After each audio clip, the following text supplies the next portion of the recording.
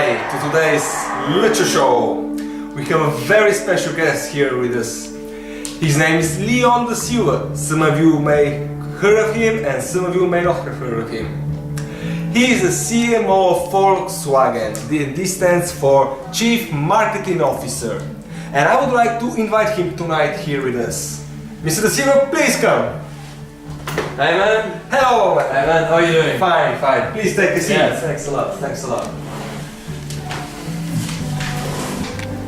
So, Mr. de Silva, it's a real honor having you here.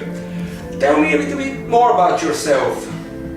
Well, first of all, thank you very much for inviting me. It's a great pleasure being part of this great show here. Thank you. In LA. Yeah, as you already mentioned, my name is Leon de Silva.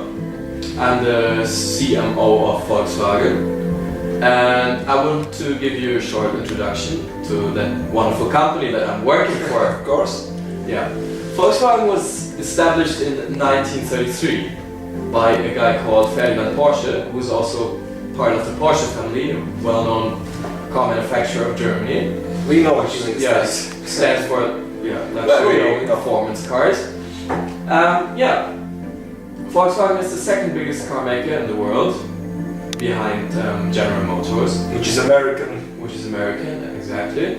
And yeah, Volkswagen has great, tremendous success at the moment. In 2012 we sold more than 5.7 million cars That's amazing. worldwide. Yes, we're a worldwide operating global company. Wonderful. Yeah, also with regards to the profits, Volkswagen is showing astonishing numbers here. We have now profits of approximately 3.6 billion euros in 2012. Wow, that's... Yeah. Wow. That's all I can say, unbelievable. Yeah, the parent company of Volkswagen is the Volkswagen Group. PAG was it called? No, it's Volkswagen Group, it's just, Yes. it's a VW Group. Absolutely, yes. And maybe you want to know the other brands of that. Yeah, exactly. I was wondering, what other brands does Volkswagen own? Well, Volkswagen, of course, owns their own brand Volkswagen, but also brands like Seat, which is from Spain, a brand called Lamborghini. I never heard of that brand. Well, Lamborghini is a sports car. It's a performance car, such as Bugatti, which is also a performance car owned by the Volkswagen Group. Yeah, other cars like Skoda is also owned by the Volkswagen Group. So we have a great variety. We have a great product line of different products that appeal to different customer groups, and that's, in my opinion, one of the main assets in our portfolio, which has led us to this great economic success in the past. May I ask you another question? When did actually Volkswagen became so big? Well, Volkswagen is, I would say... Because we all know it in the beginning, Volkswagen till the 60s, 70s, it was a brand, famous still, but not that powerful, and the sales were that good. That's actually true. When it, going back to the history, from 1933 when it was established until the 60s, 70s, it was rather a German brand with cars for the German market. Yeah. But then with the introduction of the Volkswagen Golf, with the Volkswagen Beetle, which is also quite famous in the US, and with the Transporter, the T1 and T2 models, it has gained tremendous global success. And what does Volkswagen stand for? Some of our viewers here in the States may don't know. Volkswagen is a German name, and it means the people's car. Oh, it's a people's car. So Volkswagen strives to make a car affordable to the people, not only to a specific fraction of the society. So to everyone. More to everyone, exactly. But maybe I will move on to the brands that. That's another question I would like to ask you. So your whole group is aiming at the people, and that's why I guess, if I may say, that's the reason they decided to acquire so many different brands, so they could satisfy the taste of different people. Exactly. By acquiring these different car brands, we can actually strive for the greatest part of the society. We can yeah, we can attract people from which have a high income, low income people that that just want to have like a very useful car. But on the other hand, we're also striving for people who want a performance car like the Bugatti or the Lamborghini. It's true. Yeah, and by the way, did you know that Volkswagen actually has 3 cars in the top 10 group of most sold cars worldwide? Really? And which are they? I guess the Beetle is one. The Beetle indeed is one, and the other ones are the Golf and the Passat. Oh, amazing! That's really astonishing. I never knew about it. And actually, by having all these cars in your product line, this is an explanation, this is to my mind an explanation why we're so successful in the last, as you mentioned in the beginning, 10 years. Coming back to your question, yes. Since when we are that successful and that global? When did you decide to go for the other brands? Well, it was in the last 20 years we acquired all these different brands from different countries also. Excuse me, can we assume that at that point you have changed your marketing plan and your strategy at all in general so that you address more people and more markets with these brands? I will talk about that later during our discussion here. But that's definitely one of our marketing efforts. I see. But first of all, maybe I can say something about the corporate social responsibility. Yes, but I'm sorry, after a moment. First we have to take a short break. We'll be back very soon. Welcome back to tonight's show. Here with us is Leon the Silva. Hello Leon. So, let's continue. You were saying something about the corporate social responsibility. Yes, exactly. Well, Volkswagen is also, or takes a proactive stance with regards to corporate social responsibility, but maybe I should explain what corporate social responsibility is first. Yeah, it would be nice for our viewers to know what it is. Exactly. So, corporate social responsibility is the effort a company takes regarding the society, well-being of the society, and Volkswagen wants to give back something. But not only by donating lots of money to the people around the world, no. Volkswagen tries to help locally. Mm-hmm. So they try to help local projects. And I've picked 3 projects that I find remarkable personally. Can you tell us more about it? Yes, of course I can. In Brazil, which is now also one of Volkswagen's producing countries where Volkswagen has a lot of factories, Volkswagen is helping around 1 million students and pupils already with donations like school books or scholarships or anything which can help them to gain better education. Also in Russia, where the next Olympic Winter Games will take place, Volkswagen helps. Volkswagen will donate 3,500 cars to the local community to help to help the organization of the Winter Games, the Olympic Winter Games. And in Hungary, where Volkswagen is also active, Volkswagen actually supports a project of 100 schools that try to find a way that cars can run without fossil fuels. And Volkswagen tries with their scientists and to help these pupils there, that they can develop a car which can run without fossil fuels. New technology. Exactly. So it is actually not donating great amounts of money, it is help to self-help. That's the slogan of Volkswagen. You should help people that they can help themselves.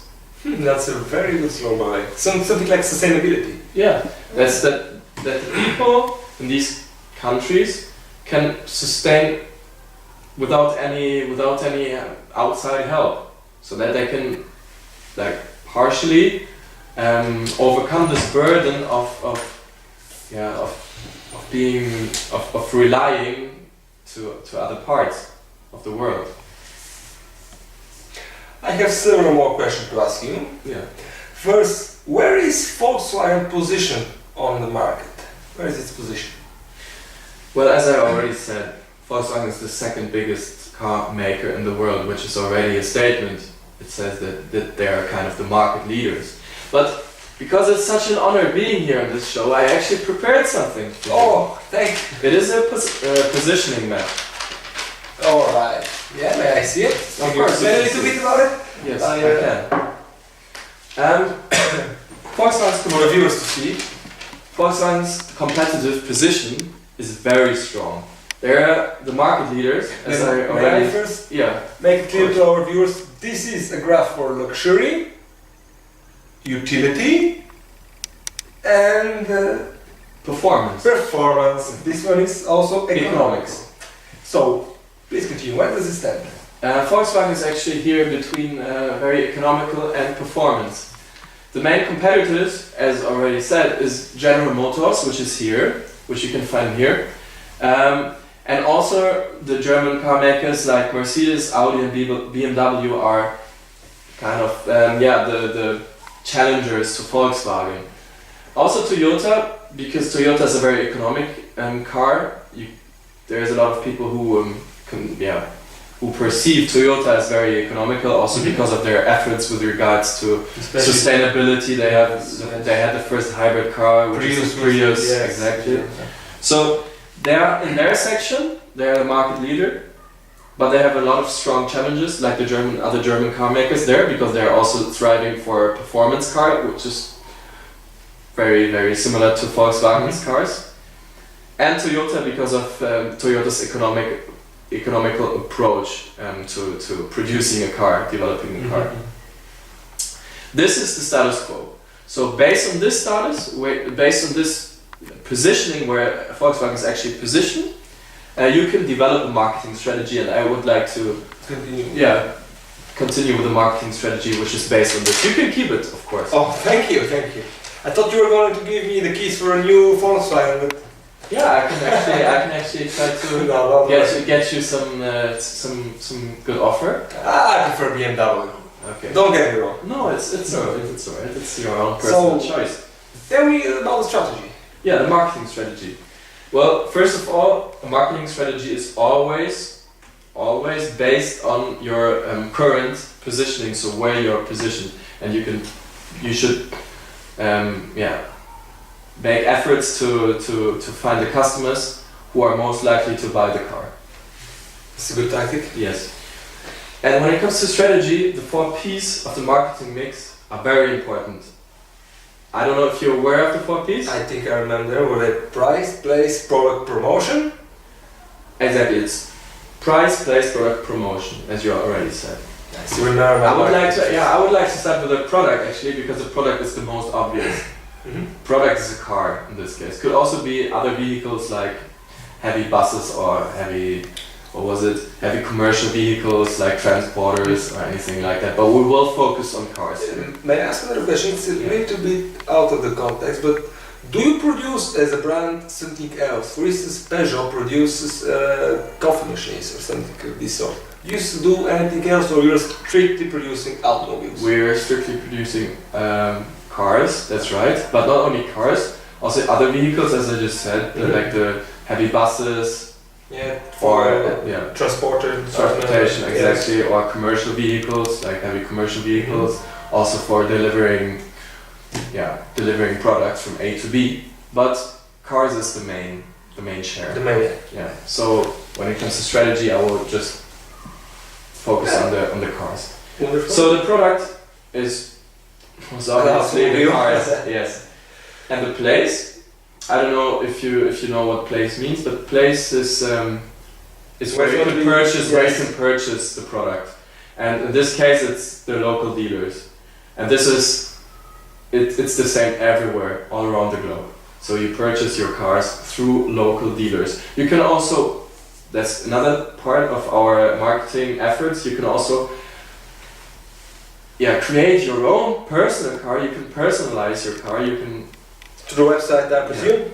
Exactly. You can go on the website and then you personalize your car. You can add the color of the car. You can choose between different engines of the car. You can choose between different interior design. So that's the place. So it's either the website where you create your own car and then it's delivered to the local closest dealer. place, Yeah, exactly. Or you go to the local dealer and a regional salesperson will give you the advice that you need for your next purchase.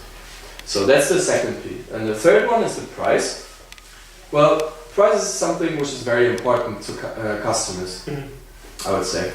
And the prices of the cars don't really differ a lot between the different countries. So the prices are almost the same. It doesn't matter where you buy Volkswagen Golf or Passat, the prices will be almost the same. Well, what about the taxes? For instance, if you are transferring a car to the market in the United States, you always have to consider the local taxes, of course. Yes, that's what I mean, because our viewers here. And that's why the prices differ. As I said, they differ a bit, but not a lot. That's wonderful for them. Yeah, but Volkswagen actually has a different approach with regards to price, because the price is the main selling point here. Also, quality and performance, but price is one of the main selling points. So what do we as Volkswagen do to deliver a product which people can afford in different countries? So we have different products in our product line, and some products even don't exist on other markets. For example, we have a car in China which is called La Vida, which you cannot purchase in the United States, for instance.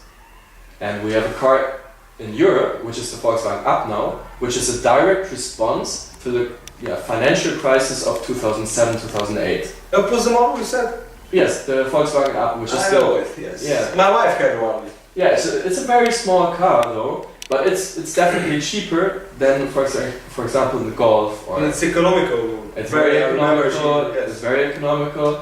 And that's our approach to global problems. We approach them locally. So we offer a cheap car to a society like China, where people really want to purchase a European car now, but cannot afford to buy a car like a Passat. So what do? We kind of we offer something which they can afford, because it's we just worked on our existing models, and we made it affordable to people in China even.